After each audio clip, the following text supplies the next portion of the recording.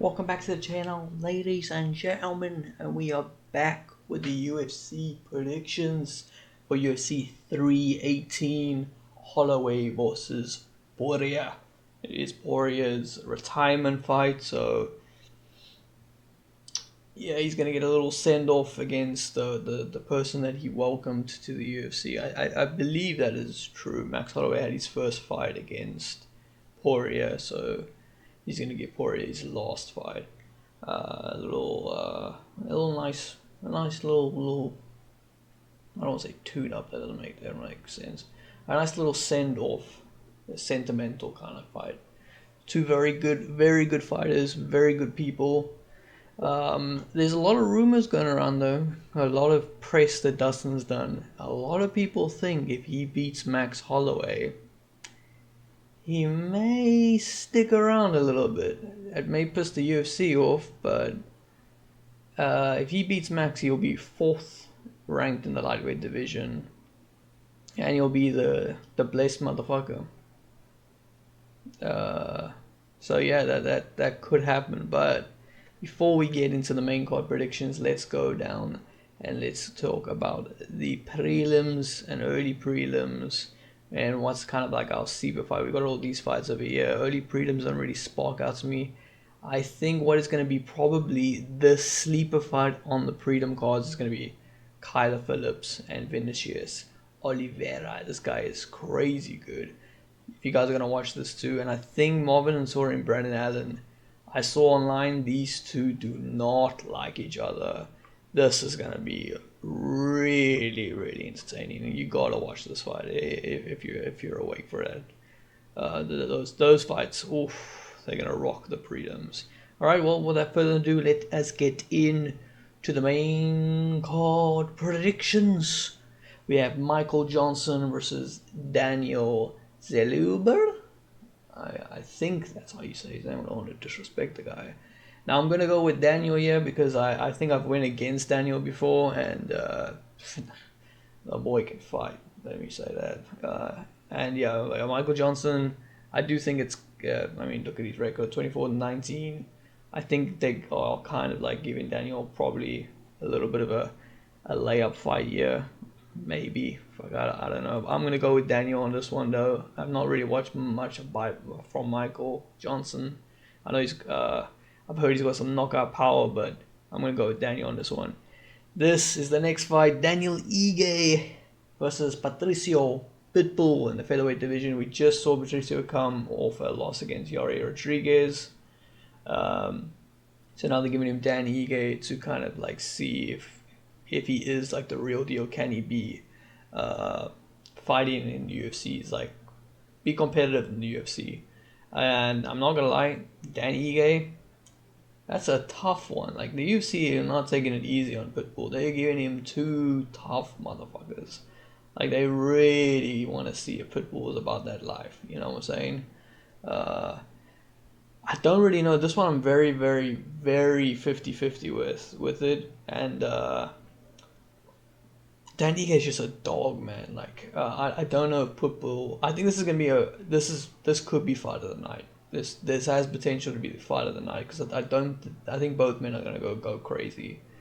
I I'm leaning more towards Dan Ige just because he has that knockout power. He looks for the knockout constantly, and Pitbull against Yari, he didn't find solutions to the problems. He kind of just let Yari control that fight, which is not a very good sign. Yeah, you can say UFC first UFC fight jitters or something. This man's got fucking 40 something fights. Look at that, 36-8. He should have been able to figure out Yari just like Volk did. So I don't know. I don't know. Dan Ige is a tough fight for his second fight in the UFC. Like they really are testing Pitbull here. I do think this could go either way, but I think for my prediction, I'm gonna go with Dan Ige on this one. Okay, let's move on to the third fight of the evening, which is Kevin Holland versus Daniel Rodriguez. Now this could be a fun fight. I enjoy watching Kevin Holland fight, and recently he's been cooking up a storm when he's gone back down to 108, and he's been cooking up here. I think this could be the division Holland actually pushes and actually fucking goes for a title run here. I did also see something that this is already his 4th fight for the year, and the record is apparently 6. And he said, "Oh hell, damn, let's make that 7. Let's make that 7. Let's break that record this year." So hopefully Kevin doesn't get injured, because I would love for Kevin to break that record of fighting 7 times in 1 year, which is fucking insane, by the way. And it's very possible.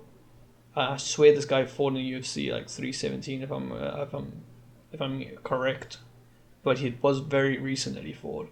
But yeah, I'm gonna go with Kevin Holland on this one against Daniel Rodriguez. I think Kevin Holland I think he's going on that run, and I think he's super confident in his ability at welterweight, and he's got the subs now locking in. I definitely think he's going for the title run, and I'm gonna go with Kevin Holland on this one. Now for the co-main event of the evening, we got Paulo Costa versus Roman Kopylov. Now this I don't know about this fight. This one I'm also like, it's just another fight that I'm kind of 50-50 with. I've not watched a lot of Kopylov. I've watched quite a lot of Paulo Costa. Costa's got this thing with him though, like he's a dog and he'll fucking brawl, but sometimes I just feel like Costa just doesn't go full force like he always does, and I don't know, like I don't know what this fight does for Costa. I heard a lot of talks that he was saying he wants to fight Hamza because apparently they got beef. They got like some beef. Y'all can let me know in the comments down below what that beef is, because I didn't look it up. But he wants Hamzat, and he was saying he doesn't care what happens. If he has to, he knows if Hamzat wins, he has to kind of go on a bit of a run to get a title shot against Hamzat. But if Dricus beats Hamzat, he wants Hamzat. He wants to get that fight because it's personal, and I think that will probably kind of motivate him to win this fight. Because if he doesn't win this fight, that's like, it's not gonna happen. Like he's gonna probably never get a chance to fight Hamzat, because Hamzat is so highly ranked right now. I don't know. Like I said, I've not actually seen that many fights of Roman, so I can't really. I do know he's good. I have seen him fight before. I can't remember his recent fights. I'm gonna go with Paulo Costa. Because like I said, he's got some motivation. Usually I feel like he doesn't have the motivation. He's just kind of like, yeah, I'm here to fight, man. But I feel like this time he's got some motivation, because there's someone that he wants to fight in the higher ranks, and he has to win, kind of keep winning to get that fight. So I'm going to go with Paulo Costa on this one. Now let's go to the main event of the evening. Max Holloway versus Dustin Poirier in the retirement fight for Poirier. Now, a lot of people online are saying Dustin's going to go out there and he's going to do it. He's going to get his win so he can walk off in the sunset. A lot of the guys that go for these retirement fights lose. The stats on it is not very good for the guy who's retiring. And Max Holloway's already beat the living shit out of someone who's retiring. The Korean Zombie, he beat the crap out of the Korean Zombie in his retirement fight. And I think Max is just going to keep that going. Max knows there's a lot riding on this also. If he loses to Dustin, it's not a good look for him, because he's still in the lightweight division. And also, if Dustin beats him, Dustin goes, you know what, fuck it, I'm not going to retire.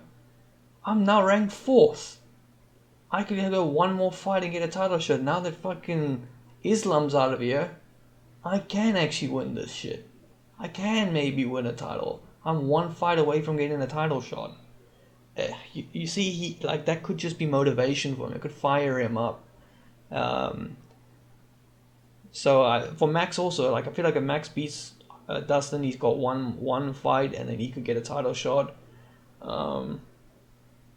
I think there's a lot on the line for Max. Like, if Dustin is gonna walk away, he just wants to have a good fight.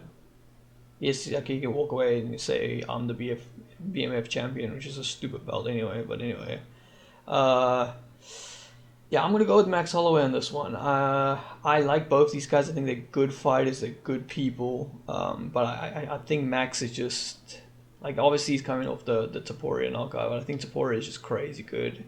At lightweight, I think Max is just he's even better. Like I think he's so good. I mean, look at that Gaethje knockout. He was so good in that Gaethje fight. I think I'm gonna go Max Holloway. I think Max is gonna do it on this one. And if he does do that, I think that will be the end of Dustin Poirier's career. I don't think Dustin's going to lose this fight and go, yeah, I got one more in me. I can make another title run. I don't think that's going to happen. If he wins, I will not be surprised, though. If he goes, you know what, fuck it. I think I can go for the title one more time. One more time. I've got it in me. Especially if he absolutely blitzes Holloway. Like, if he knocks him out or beats him convincingly, because Max is a tough motherfucker and he's ranked fourth in the lightweight division for a fucking reason. So yeah, that's gonna be my thoughts. What stacked meter? It's not that stacked. Now when you look at the main card over here, I would have rather had this fight on the prelims, and I would have had Marvin Vettori and Brendan Allen as the opener, because there's some serious beef between these two. That's such a good fucking opener. This too, I would have had this on like over Paulo Costa and Roman Kopylov, because I feel like it's a better fight. But I kind of get it. Like I still would keep Kevin on the main card. I think this is still a main card worthy fight. I don't even know if this is the co-main, if they got this right. I heard a rumor that this was the fucking co-main. So I don't really know what's going on. If this is correct, I'm just going to go with this is the fucking correct layout, because this is what's on the UFC fucking website. But anyway, that's going to be my predictions. What is... Oh, I didn't say the stack meter. My bad, guys. I think I'll give it a 7. I think these are going to be some good fights. I don't think they're going to be boring. I think all these fighters are going to look for finishes on the card. You're not going to get a fighter that's going to be like, oh, I can win all 3 rounds. I think it's a 7. I think it's a good solid card. But anyway, yeah, that's going to be my predictions for UFC 318, and I'll see you guys in the next one. Peace.